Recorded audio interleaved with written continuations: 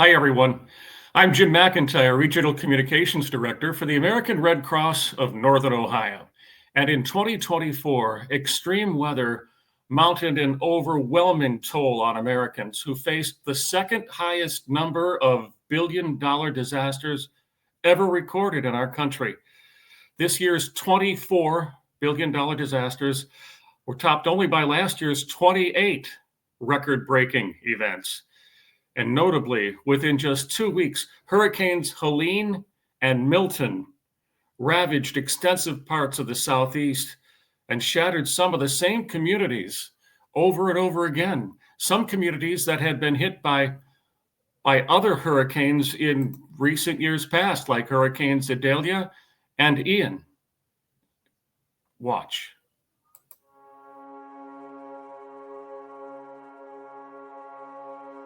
Hurricane Idalia came in, just destroyed everything in the house. Everything was wet. So I think it was about 2 feet of water. Tore up the yard. It's something that just changes your whole entire life. Your mind is just going crazy. Where are you going to live? What are you going to do? After I'd stayed at like 6 different places, 2 different hotels. I was even sleeping out back out here. Then all of a sudden, there's a ray of hope that comes, the Red Cross. I had this lady from the Red Cross, kept trying to get in touch with me. And she said, go to the Holiday Inn, just tell them that you're from the Red Cross. So then I went to the Holiday Inn. I remember that night. I started high-fiving the girl at the front desk. To be able to have a place to stay, that's another thing you don't have to worry about. And then to have food, they're there for you.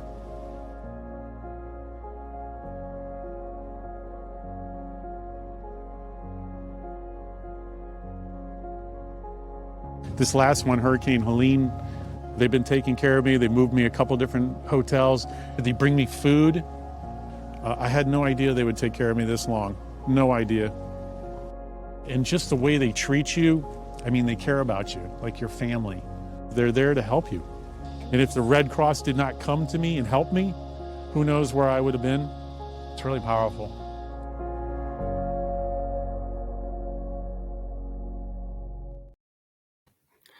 That's a pretty compelling message from somebody who has been experiencing these extreme weather events multiple times. Joining us now is the regional CEO of the American Red Cross of Northern Ohio, Mike Parks, who was among the first Red Cross personnel to deploy after Hurricane Helene slammed into Florida and then slowly moved up into Tennessee and the Carolinas. And Mike, you went to Asheville, North Carolina, correct? Yes, Jim, I did. And most people in Western North Carolina do not expect, that kind of activity from a hurricane to impact them, where more than 30 inches of rain flooded that area and created just incredible damage and tragedy as dozens and dozens of people lost their lives. Yeah, there's a photo of some of the roads that shortly became passable, but it took some time as Red Cross vehicles were making their way across the state. And in one of those Red Cross vehicles were Jeff and Laura Mann from Stark County, who were also among the first to deploy to this terrible tragedy. And the Manns join us now with Mike. Jeff and Laura, thank you for your service, for always stepping up. Jeff, you are a veteran of these large disasters. You went to Guam, I remember last time. Yeah, I did. Retired about 7 years ago, and Laura, of course, was on the local board here, and Harvey was coming to town in Texas, and I said, well, I should be able to help. So I ended up calling the Northeast region with American Red Cross, and they put me to school for a couple of days, and they sent me, not you would have thought, to the hurricane down in Harvey, but I went out to a wildfire out in California, and that was my first. And been out 15 times, and I will say this last one was my best because it was great. That's fantastic. This was Laura's first deployment, though, correct, Laura? Yes, I've been trying for about 10 years to get out to deploy, but it's hard to give up 2 weeks of your life to do that when you're working. So I kind of started a semi-retirement, and I started October 1st and left a day early so that I could go down to North Carolina. And the two of you, I understand, celebrated a milestone in your relationship while you were there in North Carolina. Yeah. She's hung out with me for 39 years. 30, we had an anniversary down there. Yeah, it was great. Nothing but the best. Right, hey, leave it to me to figure out how to do it. Yeah, your 39th anniversary in a Best Western, right? Or was it a staff shelter? No, on a cot. Air mattress in a gymnasium. With 178 other volunteers. Boy, that's tough. But that's what our volunteers do. Not always. Sometimes you get a hotel room with a roommate, but sometimes you stay in a staff shelter. We had 170 roommates. It was great. Yeah, 170 of your newest friends, right? Yeah. Now, the two of you were delivering supplies, I understand, correct? Yes, we were part of the fulfillment team. So our job was basically to make sure the shelters had everything that they needed, anything from cots to blankets to pillows to even if they need some snacks or some special medical needs. You know, we stopped and bought some IV feeding tubes for one of the clients, and you know, just whatever we could do to help the shelters. And we did it on a daily basis. So we visited the shelters each day, bringing them things and just double checking on them, and also had a little tote of things that we thought they might need. Almost like Jeff made the comment that it's almost like a store on wheels type thing, where you know, just get them what they need. And having done a shelter in the fulfillment teams, I think are wonderful because you need all these things, you just don't have access to them, and it freed up the person at the shelter to help the clients that are in the shelter. And then Laura and I and the other teams that were out there would run around the countryside to try to figure out how we were going to get what they need. Well, that's a much better way of doing things than we used to. We used to have to fill out paperwork. Used to have to fill out paperwork, send it in, and then try to get that stuff delivered. And this is part of the E3 program, every shelter, every day, every need. And this is a really good way to do it. And people like Jeff and Laura are just invaluable in providing that service. And you talk to every shelter manager, and they cannot wait for the fulfillment van to show up, because it's almost like going to the store, coming to you. And, you know, it's just a really great program. We literally left one spot. They needed something and went out to a local Walmart about 25 miles away, got it, and we knew we were going back by them and then dropped it off to them. So it's that type of service where same day, same delivery, almost as good as Prime. How long were you there, Jeff? We were there 2 weeks. Yeah. 2 weeks. That's the typical. We started off in Charlotte, and then they moved our headquarters over to where we were staying to deploy out. Staff headquarters down to Greenville, South Carolina. I see. That's where our warehouse was. You were not working at a shelter, but Mahogany Coward was, and Mahogany also from Stark County. You were also among the first to raise your hand to go down to Florida, correct, Mahogany? That's correct. I usually answer the call. Gwen, reach out to most of our team, and then we just start texting and responding, letting everyone know that our availability is current and ready. And what did you do when you deployed? I came down to Florida as a shelter assistant, and that's not as important as fulfillment. I do want to give I want to give some support here to Jeff and Laura. Laura, I've seen in the email that this was your first deployment. Congratulations.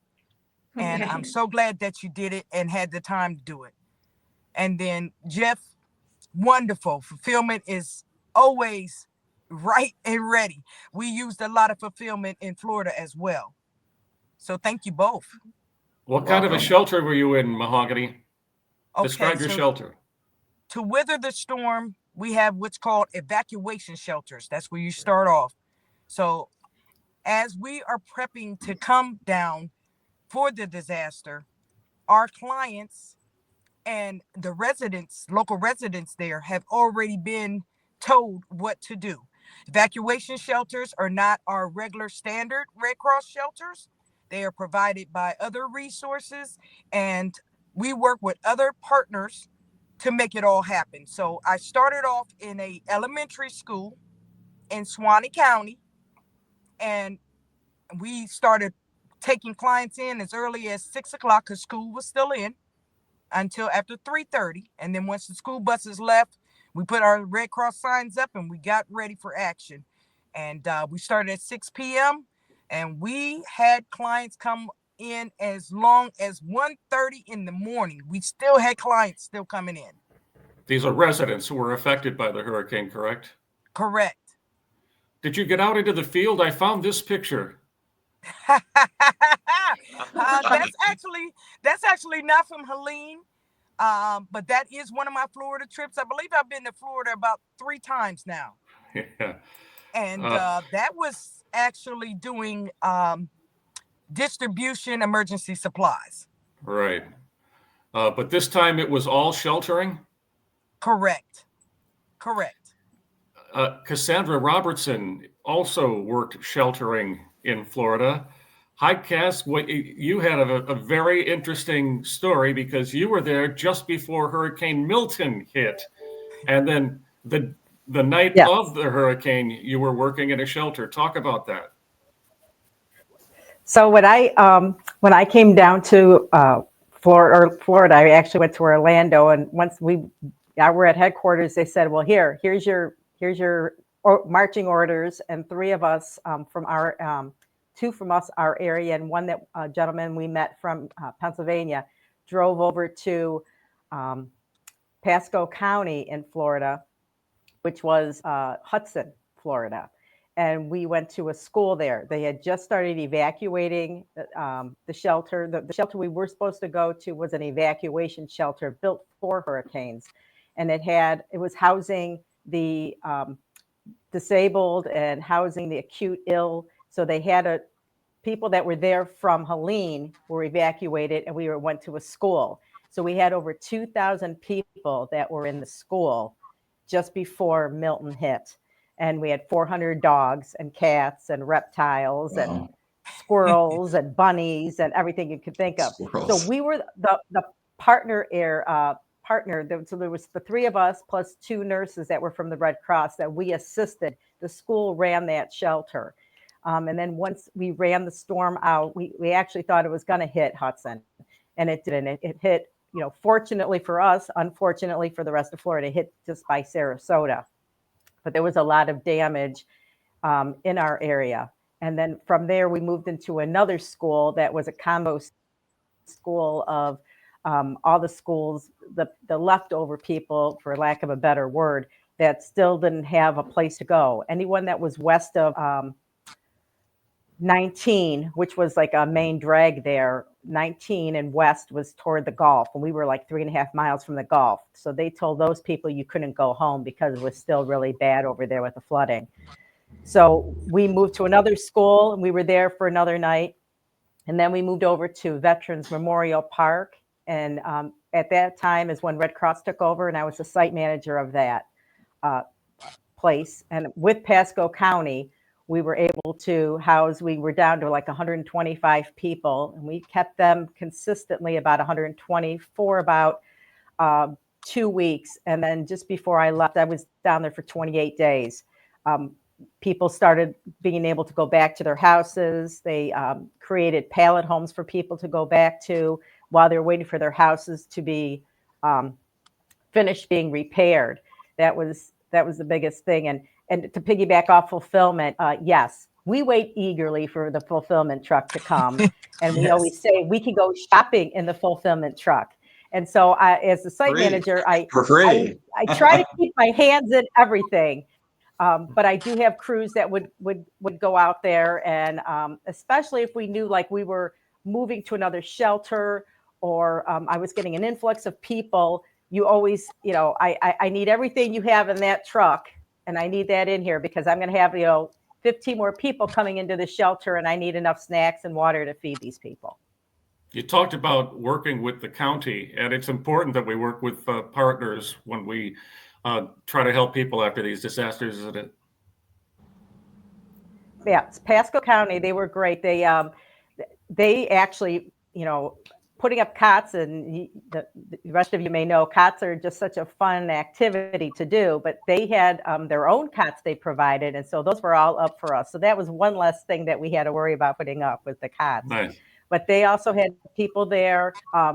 In terms of like, we have pet liaisons now. It's a new gap that they've kind of created, but we didn't have to utilize that. The pet liaison did show up, but they had the Humane Society and the APL for that area taking care of the pets. So, we went from the 400 pets down to like a consistent like 36 pets. We'll talk about some. So you don't realize how pets are such a big part of people's lives. Oh yeah, I mean, imagine having to leave your pet behind when you know a storm's coming, or you're going to get They flooded. won't leave them. They won't leave them. They'll sleep in the car with them. They'll sleep outside with them. They will not leave those pets. I remember when I first started deploying in 2016 or 17, we had a no pet policy in our shelters. We tried to keep them nearby, but things change, and you have to adapt. And if the Red Cross does nothing else well, it adapts. And talk about powerful partnerships. We caught this photo in North Carolina.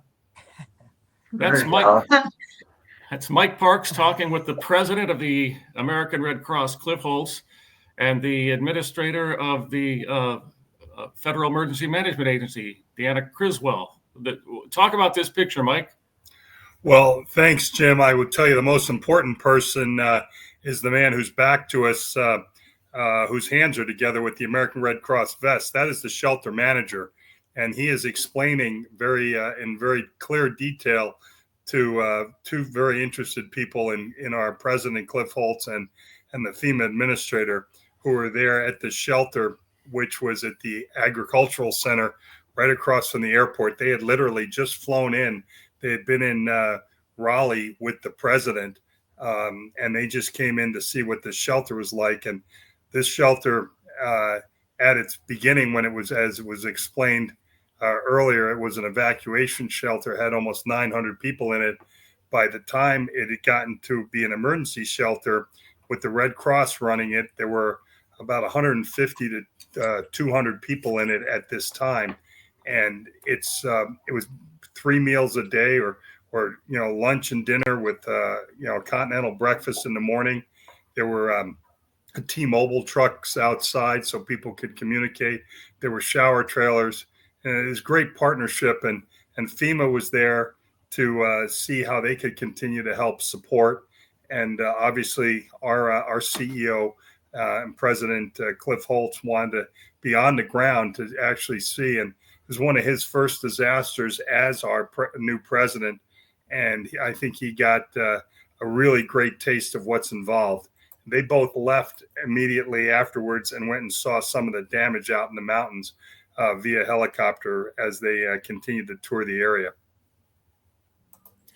Well, all of you did impressive work, and it's obvious by some of the testimonials that we've received. I'm going to show another video.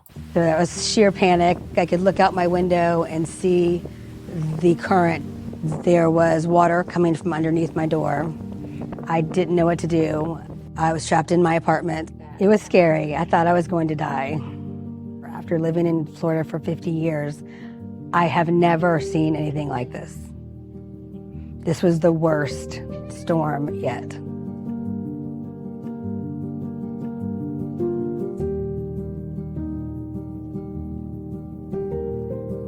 So I came here, and lo and behold, there was the trailer outside with the Red Cross and the signs, and I walked in, and they were immediately wonderful to me. They gave me water, they gave you blankets, anything that you need. A safe, clean place. The meals twice a day are amazing. I couldn't be happier.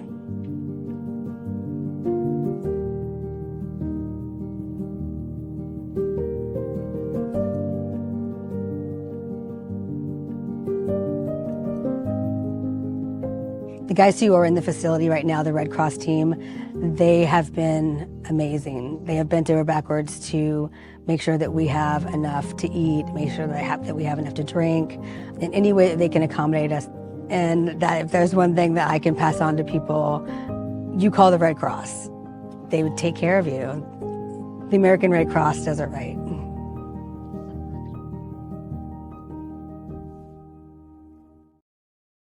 Wasn't that nice?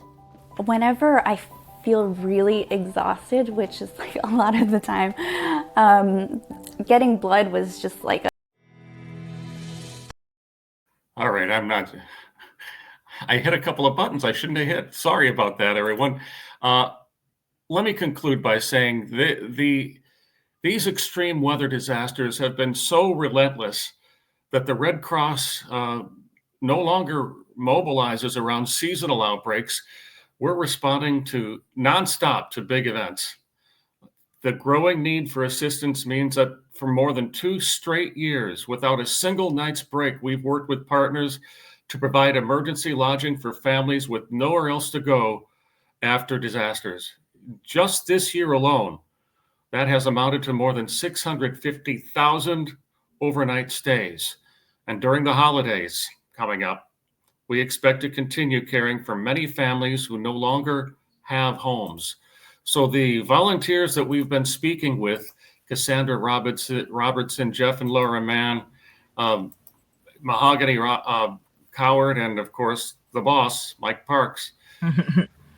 There's no rest for the weary. Do you all anticipate deploying again? Yes. Absolutely. Well, the need is always there, I think. Well, Jim, I just want to take a minute and thank these 4 wonderful volunteers, because we would not have a Red Cross, and we would not be able to meet our mission and serve humanity as well as we do if it weren't for people like this. So I remember when I first came on board the Red Cross during the interview process, I talked to that man, Cliff Holtz, who was in the picture with me when I interviewed with him. And I asked him, I said, would I ever be deploying based on my background? And he said, absolutely not. We're not doing that anymore. That was a dozen deployments ago. So as you say, we adapt well. But I want to thank Mahogany, Cass, Jeff, and Laura for the great service they provide. And they are the lifeblood of the Red Cross. Thank you. And they're among about more than 80 people who've deployed from the Northern Ohio region this year to go halfway across the country to help people they never met before. So you're all an inspiration. Thank you all for sharing your story with us, and hopefully we'll inspire other people to put on the red vest and join us at redcross.org/volunteer today. Thank you all. Thank you. Thank you. Jeff, Mike, Laura, Bye-bye. everybody, Bye-bye. Jeff, Cass. Bye. Bye-bye.